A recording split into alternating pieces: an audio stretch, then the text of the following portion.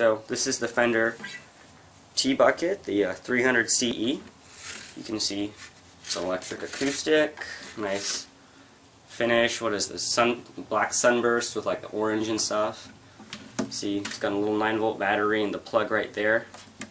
Anyways, so this guitar's got a nice cutaway. You can reach up these higher frets if you want to play stuff up there. The headstock's got this pinstriping, says Fender, obviously with the Fender. And the pinstriping goes all the way down, you can see around there. And the inlay got a nice big F for Fender on the 12th fret. So anyways, this guitar, I really like it. It sounds wonderful. It's nice and loud. Like, you know, it was like hogging up all the sound at Guitar Center. So I bought this to actually replace my other acoustic that was stolen last year, which really wasn't nice of them to do.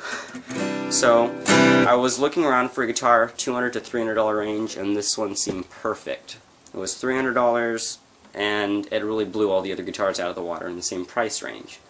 I played other similar guitars that were maybe $700, $800, and I honestly found this one to sound better. That's just my personal opinion, because it sounded nicer, like louder, cleaner, brighter, which I love bright tone.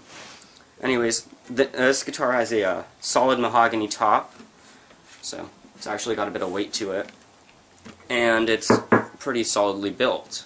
The fretting is wonderful as well, no spilt glue, it's nice and smooth, even no little nicks. So I really like that. One thing I didn't like, there was a little scratch on the bottom. I don't think you can see it, but really light, and maybe that's just me being nitpicky, but other than that, the quality of the guitar is wonderful. Still smells like fresh paint. Can't beat that, right?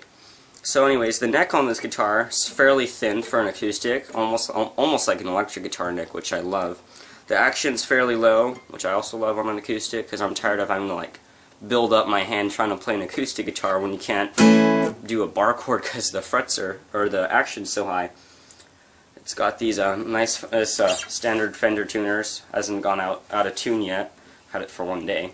Oh, and the got a built-in tuner right there, which actually works fairly decently. Most of the time they're a bit off or they just don't work. But nice bright tone. It's loud. You want to hear some.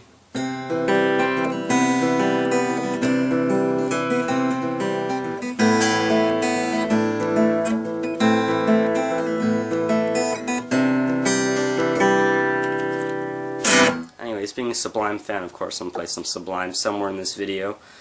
Like, I don't know, maybe now.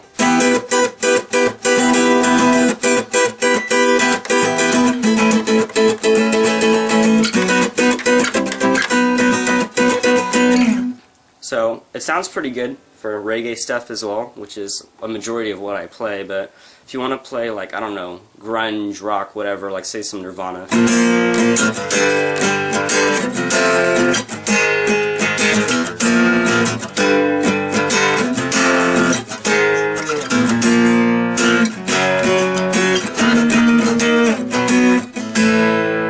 Still sounds good for that too. A nice loud feel, punchy sound. I really like that on an acoustic guitar. It's fairly versatile. I plugged this into my little Epiphone Valve Junior amp. It sounded pretty decent. When I turned it up, it sounded a bit muddy. It's just because the amp's a piece of crap. But other than that, it sounds very nice. The controls got bass, middle, and treble right there. So the controls work fairly nicely, and it's got a volume knob, which also, of course, works. To be honest, I really could rank this guitar higher than some Martins. Like, I felt Martins, their necks just tips over because they're so heavy.